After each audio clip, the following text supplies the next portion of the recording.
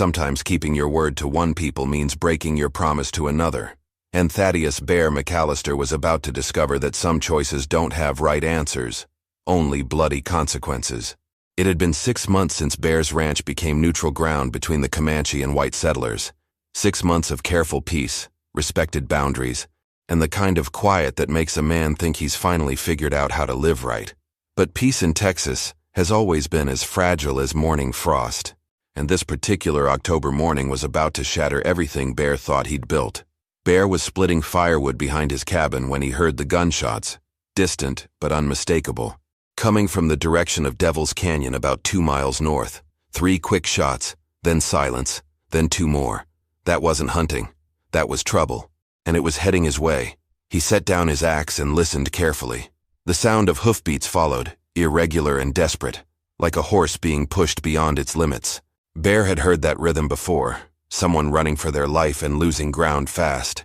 Through the morning haze, a figure emerged from the canyon mouth, bent low over a paint horse that was clearly exhausted. Even from a distance, Bear could see the rider's dark hair streaming behind him, and the traditional Comanche clothing that marked him as one of White Bull's people. But something was wrong. The way the young man swayed in the saddle, the dark stains on his shirt that could only be blood. Bear's stomach dropped as he recognized the rider. Swift Eagle, the 19-year-old son of Running Wolf, one of White Bull's most trusted warriors. The boy had been to Bear's ranch twice before as part of peaceful trading parties. Always respectful, always curious about the white man's ways of farming and animal husbandry. Now Swift Eagle was riding like death itself was chasing him, and from the sound of those pursuing hoofbeats getting closer, Bear realized that wasn't far from the truth. The young Comanche made it to Bear's fence line before his horse finally gave out, collapsing to its knees and rolling onto its side, breathing in great heaving gasps. Swift Eagle tumbled from the saddle and tried to stand, but his legs buckled immediately. Bear could see now that the blood wasn't just on his shirt. It was everywhere, seeping from what looked like a bullet wound in his shoulder and another in his thigh. Bear ran toward the fallen warrior, but Swift Eagle's hand went immediately to the knife at his belt, his eyes wild with pain and fear. He spoke rapidly in Comanche, words Bear couldn't understand, but the desperation was universal. "Easy, son," Bear said, raising his hands to show he meant no harm. "I'm going to help you." Swift Eagle's eyes focused on Bear's face, recognition flickering through the haze of pain. He spoke again, this time in broken English. "Soldiers. They come. You must not, cannot help me." The sound of pursuing horses was getting louder now, maybe 5 minutes away at most. Bear could hear voices shouting orders, the jingle of cavalry equipment, the kind of organized pursuit that meant official military business. "Why are they chasing you?" Bear asked. But Swift Eagle was already losing consciousness, his head lolling to one side as blood loss took its toll. Bear faced an impossible choice. By the treaty arrangements he'd helped negotiate, his ranch was supposed to be neutral ground, a place where neither Comanche nor white settlers could pursue their conflicts. But that neutrality had never been tested like this. If he helped Swift Eagle, he'd be harboring a fugitive from the U.S. cavalry. If he turned the boy over, he'd be betraying the trust of White Bull's people and possibly sending a 19-year-old to his death. The hoofbeats were close enough now that Bear could make out individual horses, maybe 8 or 10 riders moving fast and with purpose. In less than 3 minutes, they'd crest the ridge and see everything. Swift Eagle bleeding in Bear's yard, the exhausted horse, the decision that Bear was about to make. Swift Eagle's eyes opened one more time, and he gripped Bear's shirt with surprising strength for someone losing so much blood. "Sacred law," he whispered. If you help me live, you break sacred law. My father, he will have to kill you." Bear's blood went cold. He'd never heard of this law, but the terror in Swift Eagle's eyes told him it was real and deadly serious. But there was no time to think, no time to weigh consequences. The cavalry was almost here, and a 19-year-old boy was bleeding to death in front of him. Bear made the only choice his conscience would allow, the same choice that had gotten him into this situation 6 months ago. He scooped Swift Eagle into his arms and ran toward his cabin, the young warrior's blood soaking through both their shirts. Behind them, the sound of cavalry horses grew louder, and Bear realized he'd just made a decision that would either save 2 lives or destroy them both. Bear barely got Swift Eagle inside before the cavalry thundered into his yard, their horses kicking up clouds of dust that settled like a curtain over what was about to become the most dangerous conversation of Bear's life. Through his window, Bear watched as 10 blue-uniformed soldiers spread out in a practiced formation around his cabin. At their head rode a man Bear had never seen before. Tall, lean, with lieutenant's bars on his collar, and the kind of cold eyes that had seen too much war and enjoyed it too much. Bear quickly moved Swift Eagle to his bedroom, laying the unconscious warrior on his own bed and covering him with blankets. The blood was still seeping through the bandages Bear had hastily applied, but at least the young man was breathing steadily. A sharp knock rattled Bear's front door, followed immediately by a voice that brooked no argument. "Open up! This is Lieutenant Marcus Steele, United States Cavalry." Bear took a deep breath, wiped the blood from his hands as best he could, and opened the door. Lieutenant Steele stood on his porch with one hand resting casually on his sidearm, his pale blue eyes scanning Bear's face for any sign of deception. "Afternoon, Mr." Steele said, though his tone made it clear this wasn't a social call. "McAllister, Thaddeus McAllister. What can I do for you?" "Lieutenant, we're pursuing a Comanche warrior who murdered 2 of my men this morning. Witnesses saw him riding in this direction." Steele stepped closer, close enough that Bear could smell the tobacco on his breath. "You wouldn't happen to have seen anything unusual, would you?" Bear's mind raced. He could hear Swift Eagle's labored breathing from the bedroom, and he was acutely aware of the bloodstains on his shirt that he'd tried to hide by keeping his arms crossed. "I heard some gunshots earlier, maybe an hour ago. Sounded like they came from up near Devil's Canyon. That's where we lost his trail," one of the other soldiers called out. "Horse tracks led right down toward this ranch." Steele's eyes narrowed. "Mind if we take a look around your property, Mr. McAllister, just to be thorough?" Every instinct in Bear's body screamed danger. If they found Swift Eagle, the boy would be dead within the hour, either shot while resisting arrest or strung up from the nearest tree. But if Bear refused the search, they'd know he was hiding something. "Of course," Bear said, stepping aside, "though I should mention this ranch is supposed to be neutral ground under the agreement I have with Chief White Bull. I'm not sure your commanding officer would appreciate." "My commanding officer," Steele interrupted, "is Colonel Harrison, and he's the one who sent us after this particular savage. You see, the Comanche we're hunting didn't just kill 2 soldiers. He killed them while they were escorting a supply wagon to the reservation, a wagon full of medicine and food for Comanche children." Bear felt like he'd been punched in the stomach. If that was true, then Swift Eagle wasn't just a fugitive.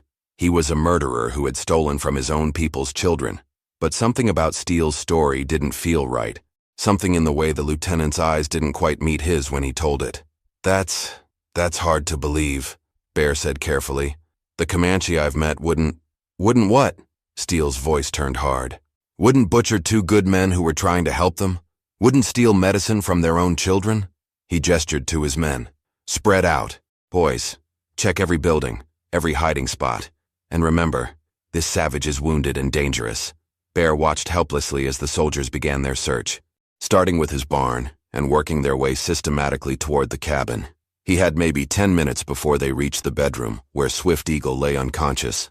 That's when he noticed something that made his blood run cold. One of the soldiers was carrying a distinctive leather pouch, Comanche-made, with the same intricate beadwork he'd seen on White Bull's daughter 6 months ago. But this pouch had dark stains on it that looked suspiciously like dried blood. "Sergeant Morrison," Steele called out, and Bear realized with horror that this was the son of Deputy Morrison from town, a young man Bear had known since he was a child. "Show Mr. McAllister what we found at the scene." Morrison reluctantly held up the pouch. This belonged to one of the dead soldiers, had his personal effects in it, letters from home, a photograph of his wife. Morrison's voice was tight with emotion. "The savage took it as a trophy." Bear stared at the pouch, his mind working furiously. Something was wrong with this picture. In all his dealings with the Comanche, he'd never known them to take such personal trophies. They might take weapons or horses, but intimate belongings like letters and photographs? That went against everything he understood about their honor code. "May I see it?" Bear asked. Steele hesitated, then nodded to Morrison, who handed over the pouch. Bear examined it carefully, noting the craftsmanship, the specific pattern of the beadwork. He'd seen enough Comanche artistry to recognize different tribal signatures, and this pouch wasn't made by White Bull's people. The pattern was wrong. The colors were wrong. Everything about it was wrong. This wasn't made by anyone from White Bull's tribe, Bear said carefully. The beadwork pattern is all wrong. Are you calling me a liar? Steele's hand moved back to his sidearm. I'm saying there might be more to this story than... A crash came from inside the cabin as one of the soldiers knocked something over in Bear's kitchen. Then came a shout. Lieutenant, I found something. Bear's heart stopped. They'd found Swift Eagle. But when the soldier emerged from the cabin, he wasn't dragging an unconscious Comanche warrior. Instead, he was holding a blood-soaked shirt, Swift Eagle's shirt, which Bear had cut away to tend to his wounds. Fresh blood, sir, the soldier reported. Still wet. And there's more in the bedroom. Looks like someone was doctoring wounds. Steele turned to Bear with a smile that was colder than a winter grave. Well, Mr. McAllister. It seems your neutrality isn't quite as neutral as you claimed. Bear realized with growing horror that he'd just walked into a trap that was about to cost not just his life, but Swift Eagle's as well. And somewhere in the distance he could swear he heard the sound of war drums beginning to beat. Bear raised his hand slowly, his mind racing for any explanation that might save Swift Eagle's life. That blood is mine, Lieutenant. I cut myself splitting wood this morning, caught my hand on a splinter. Steele examined Bear's hands with the thoroughness of a man who'd caught plenty of liars. Funny thing about blood, McAllister. Fresh blood is bright red. Old blood turns brown. He held up the shirt. This blood is still red as a rose. The other soldiers had formed a loose circle around Bear now, their rifles casually pointed in his direction. Not quite aimed, but close enough to send a clear message. Search the cabin again, Steele ordered. Every room, every closet, every place a wounded savage might hide, and this time move the furniture. Bear felt sweat beading on his forehead despite the cool October air. Swift Eagle was hidden under blankets in the bedroom, but he was unconscious and still bleeding. If the soldiers moved the bed or pulled back those covers... Lieutenant, Sergeant Morrison said quietly, maybe we should send word back to Colonel Harrison before we what, Sergeant? Steele's voice carried a dangerous edge. Before we arrest a man who's harboring a murderer? Before we complete the mission we were sent to accomplish? Morrison shifted uncomfortably. It's just that Mr. McAllister here has an agreement with the tribes. If we violate that without proper authorization, the only authorization I need, Steele interrupted, is 2 dead soldiers and a trail of blood leading to this ranch. He turned back to Bear. You've got one chance to tell me the truth, McAllister. Where is he? Bear looked into Steele's cold eyes and realized that the truth wouldn't matter to this man, whether Swift Eagle was guilty or innocent. Whether he'd killed those soldiers or been framed, Steele had already decided how this story was going to end. I don't know what you're talking about, Bear said. Steele nodded slowly, as if he'd expected that answer. Sergeant Morrison, take 3 men and start with the bedroom. If you find what I think you're going to find, we'll be holding a trial right here in this yard. Bear's blood went cold. A trial? That's right. Judge, jury, and executioner. All nice and legal-like. Steele's smile was like a knife blade. The penalty for harboring a murderer is death, Mr. McAllister. And the penalty for murdering soldiers is a rope around the neck. That's when Bear heard it. A sound that made every man in the yard freeze where they stood. War drums, distant but unmistakable, coming from the direction of the hills.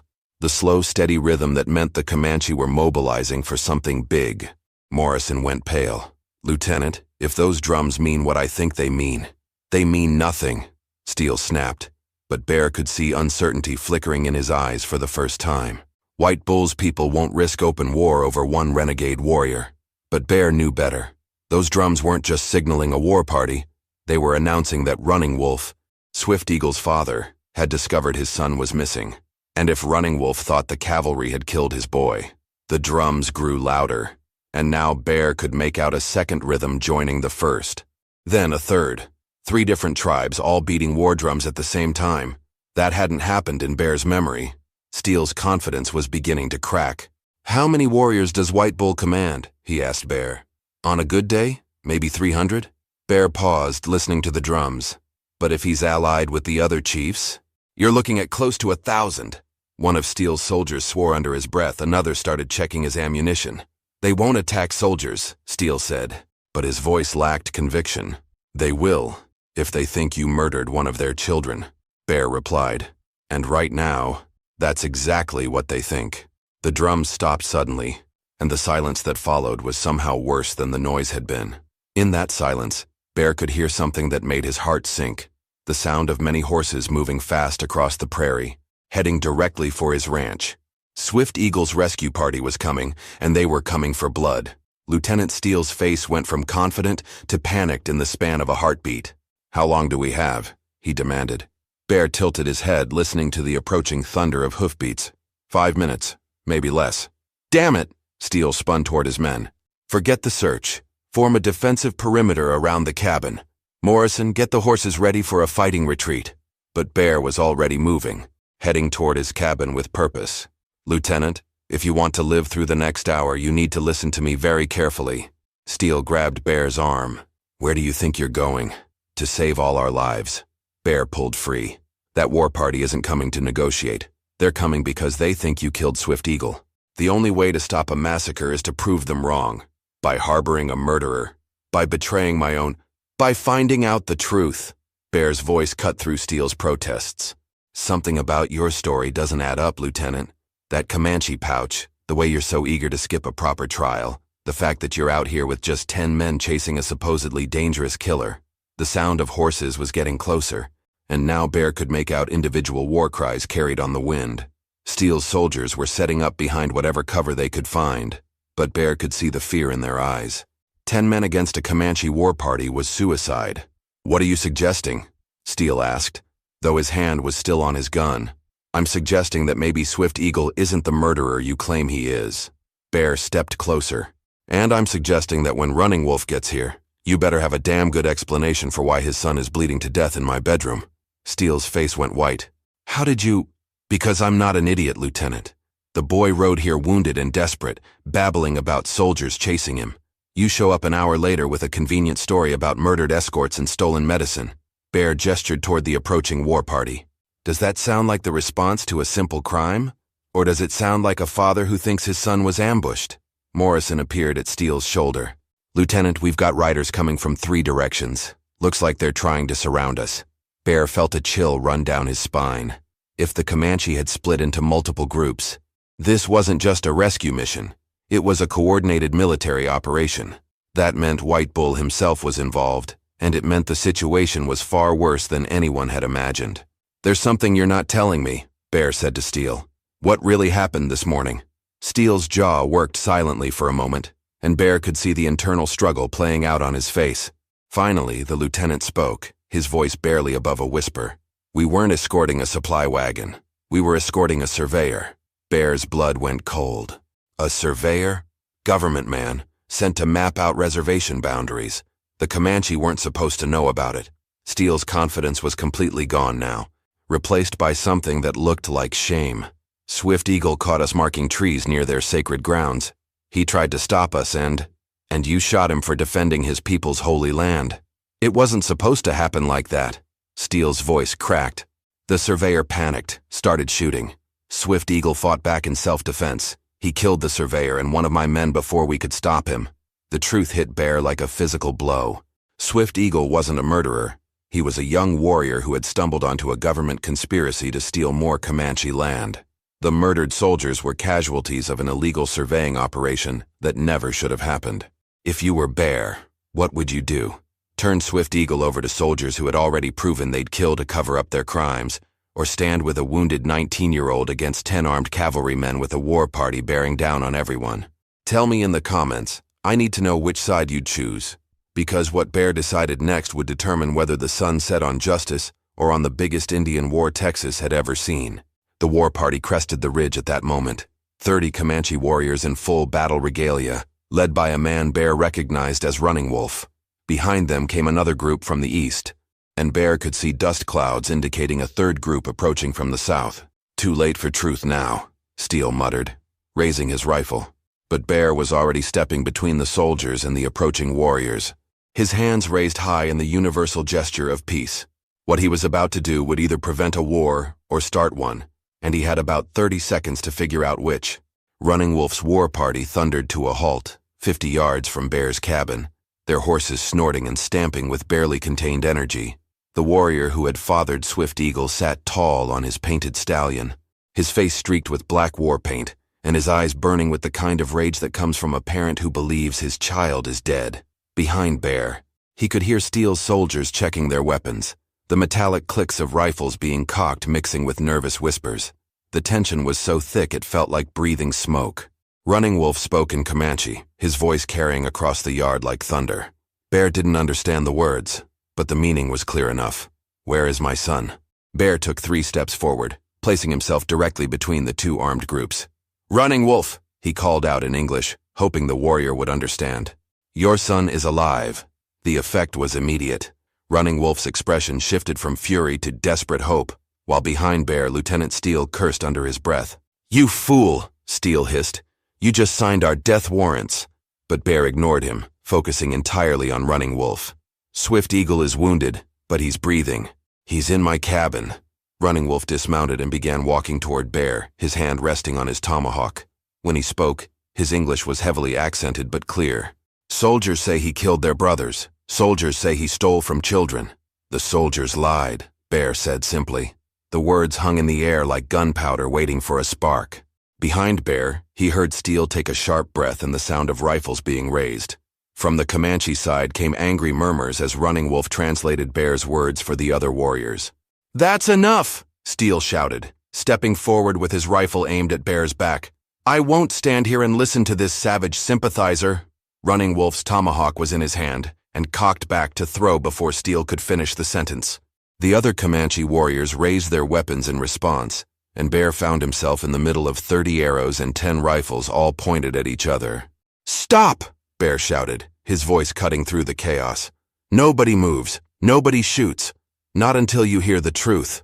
"The truth," came a new voice from the direction of the cabin, "is that these soldiers are murderers and thieves." Everyone turned to see Swift Eagle standing in Bear's doorway, leaning heavily against the frame but very much alive. His shirt was gone, replaced by crude bandages, and his face was pale from blood loss, but his eyes were clear and angry. Swift Eagle spoke rapidly in Comanche to his father, gesturing toward the soldiers and then toward the hills where the surveying had taken place. Bear watched Running Wolf's face grow darker with each word, until the warrior's expression was like a storm about to break.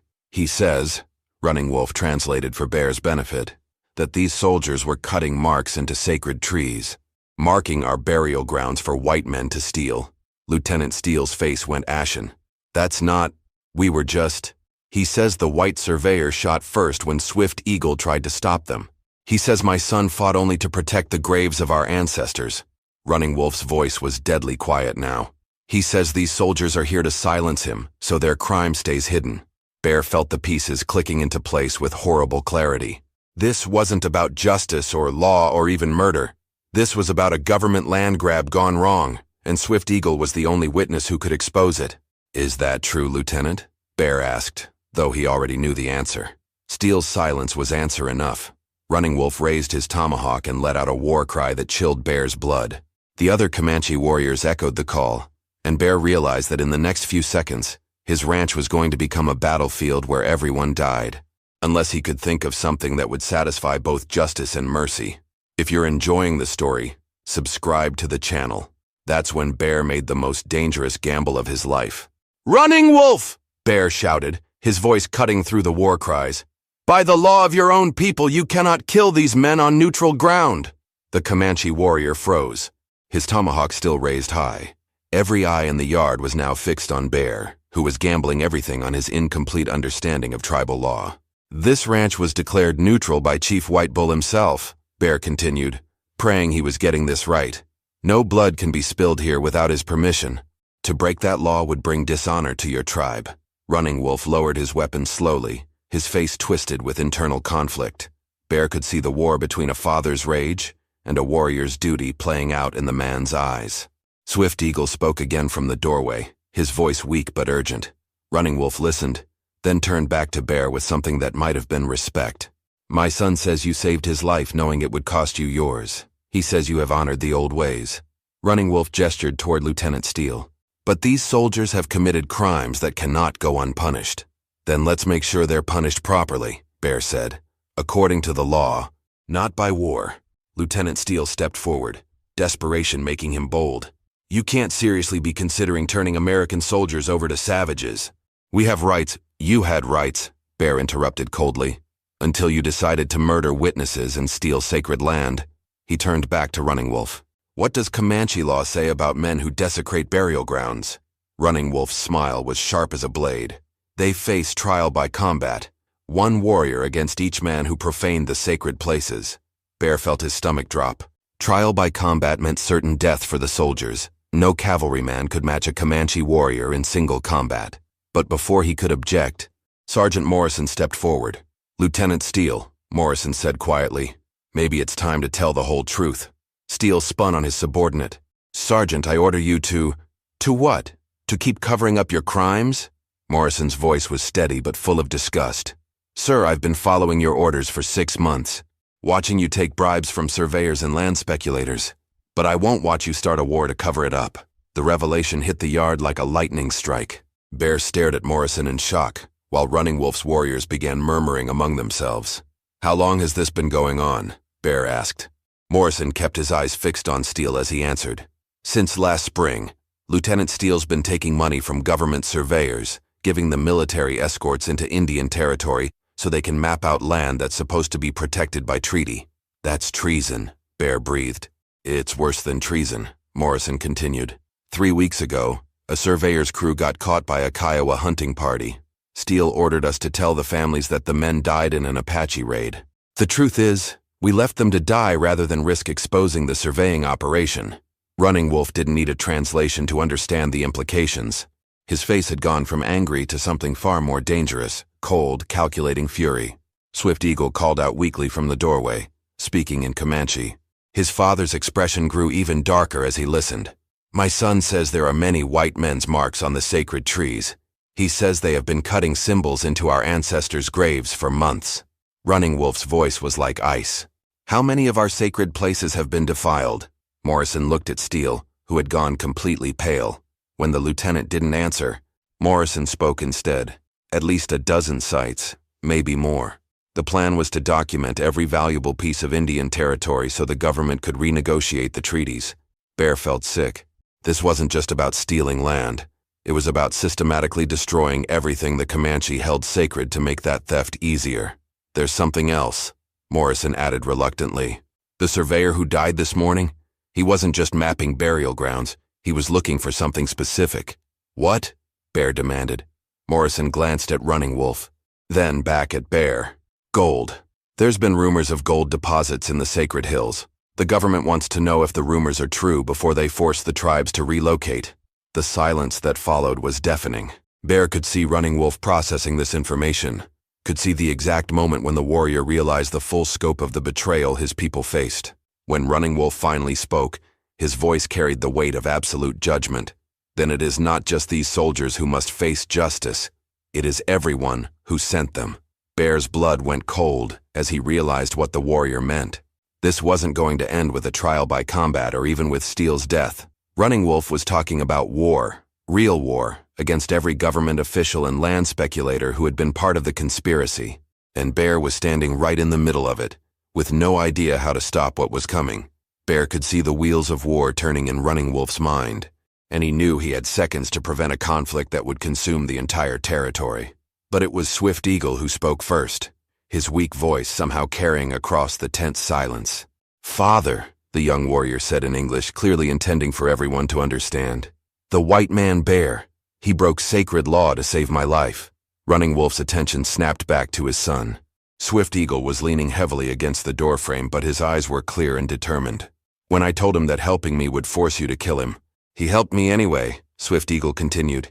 "He chose my life over his own safety. That is the action of a true warrior." Bear felt his throat tighten. He'd forgotten about the sacred law Swift Eagle had mentioned, the one that would require Running Wolf to kill anyone who interfered in tribal justice, even if their intentions were good. "The law is clear," Running Wolf said, though his voice lacked its earlier conviction. "Any white man who aids a Comanche warrior facing tribal punishment must face the same punishment himself." "But I wasn't facing tribal punishment," Swift Eagle replied. "I was facing white man's injustice. Bear saved me from false accusations and certain death." The young warrior pushed himself away from the doorframe, standing straighter despite his wounds. "By the old laws, that makes him worthy of protection, not punishment." Lieutenant Steele chose that moment to make his move. While everyone's attention was focused on the exchange between father and son, he slowly raised his rifle toward Swift Eagle. But Sergeant Morrison saw the movement and acted without hesitation. He tackled his commanding officer, sending both men tumbling to the ground in a cloud of dust. "Sir, you're under arrest for treason, conspiracy, and conduct unbecoming an officer," Morrison announced as he pinned Steele to the ground. The other soldiers looked at each other uncertainly, but none of them moved to help their lieutenant. Bear realized that Morrison's confession had been building for months, and the other men were as disgusted with Steele's crimes as their sergeant was. Running Wolf watched this display of white man's justice with obvious approval. "It seems not all soldiers are without honor," he said to Bear. "Most aren't," Bear replied. Steele was using his authority to line his own pockets. The other men were just following orders they thought were legal. Swift Eagle spoke again in Comanche, his words urgent and passionate. Running Wolf listened carefully, then nodded slowly. "My son proposes something that has never been done before," Running Wolf translated. "He wants to offer the guilty soldiers a choice: face trial by combat according to our laws, or face trial by white man's justice with Comanche witnesses to ensure fairness." Bear blinked in surprise. It was actually a brilliant compromise. It would satisfy the tribe's need for justice, while preventing the cycle of violence that would inevitably follow executions. But Steele wasn't finished causing trouble. As Morrison tried to secure his hands, the lieutenant broke free and lunged for his fallen rifle, clearly intending to shoot Swift Eagle and eliminate the key witness to his crimes. Running Wolf's tomahawk was already spinning through the air before Bear could react. The weapon struck Steele in the shoulder, spinning him around and sending him crashing to the ground with a scream of pain. "Now he faces trial by combat whether he wants it or not," Running Wolf said calmly, retrieving his tomahawk. "The penalty for trying to kill my son is death." Bear looked at the wounded lieutenant writhing in the dirt, then at the circle of Comanche warriors who had moved closer to watch the final act of justice unfold. Steele was finished. Even if he survived trial by combat, his career was over and his crimes exposed. But Bear realized there was still one more problem to solve. The government conspiracy that Steele had been part of was bigger than one corrupt officer. The surveyors, the land speculators, the officials who had ordered the illegal mapping, they were all still out there, still planning to steal Comanche land. And now they knew that their secret was compromised. The trial by combat was over in less than 3 minutes. Lieutenant Steele, wounded and desperate, had no chance against the Comanche warrior Running Wolf chose as his champion. But as Steele breathed his last in Bear's yard, the real consequences of the day's events were just beginning to unfold. Sergeant Morrison gathered his remaining men and prepared to ride back to the fort with news of Steele's death and a full report on the illegal surveying operation. But Bear knew that wouldn't be enough to stop what was coming. "Morrison," Bear called out as the sergeant mounted his horse, "when you get back to Colonel Harrison, you tell him exactly what happened here. You tell him that the Comanche have evidence of government treaty violations, and they're not going to stay quiet about it." Morrison nodded grimly. "I'll tell him, Mr. McAllister, but I can't promise he'll listen. There's a lot of money involved in those land deals." As the soldiers rode away, Bear found himself alone with 30 Comanche warriors, and the growing realization that he'd just become the most important white man in Texas, whether he wanted to be or not. Running Wolf approached Bear, his expression serious but no longer hostile. "You have done something today that will be remembered for generations," the warrior said. "You chose truth over safety, justice over profit." "I just did what was right," Bear replied. "That is exactly why you must do more." Running Wolf gestured toward his son, who was being helped onto a horse by 2 of the younger warriors. "Swift Eagle will live because of your courage, but our sacred places are still threatened. Our people still face lies and theft from your government." Bear understood what Running Wolf was asking. "You want me to be a witness, to testify about what I saw here today. More than that, we want you to be a bridge between our peoples, as you were 6 months ago with Chief White Bull's daughter." Running Wolf's voice carried the weight of desperate hope. "The white authorities will not listen to Comanche accusations, but they might listen to a white rancher who saw their crimes with his own eyes." Bear looked around at the faces of the warriors surrounding him, men who had come here ready for war, but were now asking for his help in preventing one. He thought about the surveyors still marking sacred trees, the government officials still planning to steal treaty-protected land, the cycle of violence and betrayal that seemed to define relations between their peoples. "What do you need me to do?" Bear asked. Running Wolf smiled, the first genuinely happy expression Bear had seen from him all day. "We need you to ride to the territorial capital. We need you to tell the governor what you witnessed. And we need you to carry proof that even white authorities cannot ignore. One of the warriors brought forward a leather pouch, the same one Lieutenant Steele had claimed contained a dead soldier's personal effects. Running Wolf opened it and dumped the contents onto the ground. Instead of letters and photographs, dozens of surveyor's markers spilled out. Small metal tags marked with government codes and GPS coordinates. Steele wasn't just protecting a land grab, Bear realized. He was coordinating it. Every sacred site that has been violated, every treaty boundary that has been crossed, it is all documented here. Running Wolf picked up one of the markers. This is proof that your government has been planning to steal our land for months. Bear stared at the markers, understanding the full scope of what he was looking at. This wasn't just corruption, it was a systematic campaign to void every treaty the government had signed with the tribes. If I take this to the governor, it'll mean investigations, trials, maybe even congressional hearings, Bear said. And if you do not take it, Running Wolf replied, it will mean war. Not just between our tribes and the cavalry, but between every Indian nation in Texas and your government. Bear picked up the leather pouch and began collecting the surveyor's markers. Each piece of metal represented sacred ground that had been violated, promises that had been broken, trust that had been betrayed. But they also represented something else, the possibility of justice. 3 weeks later, Bear stood in the governor's office in Austin, presenting evidence that would lead to the largest investigation of government corruption in Texas history.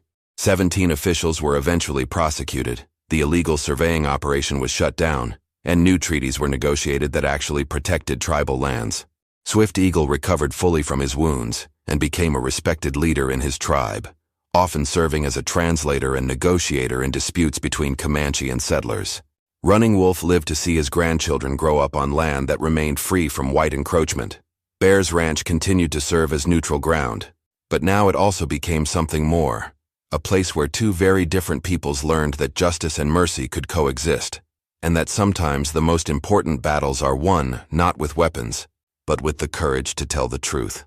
And every year on the anniversary of that October day, Bear would find a single eagle feather left on his doorstep, a reminder that some friendships are forged in moments of impossible choice, and that the best of humanity emerges when ordinary people decide to do extraordinary things.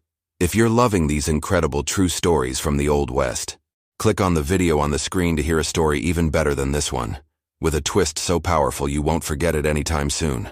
Click on the video now.